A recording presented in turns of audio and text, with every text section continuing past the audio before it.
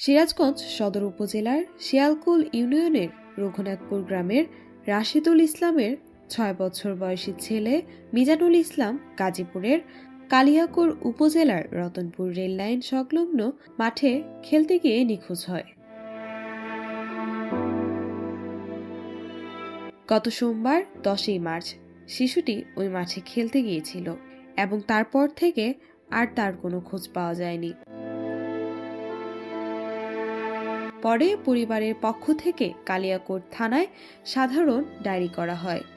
তবে হারিয়ে যাওয়ার ১২ দিন পেরিয়ে গেলেও শিশু মিজানুলের তথ্য মেলেনি। আদরের ছোট্ট শিশু মিজানুলকে হারিয়ে পরিবারের চিন্তা এবং উৎকণ্ঠের মধ্যে রয়েছেন।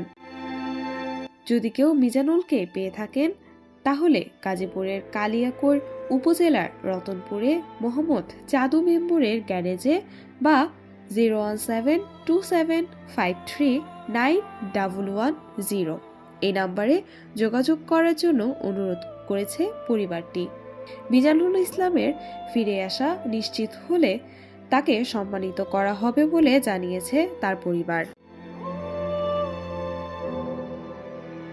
ইলাইদা Fiha Orni, news desk, Moon Times news.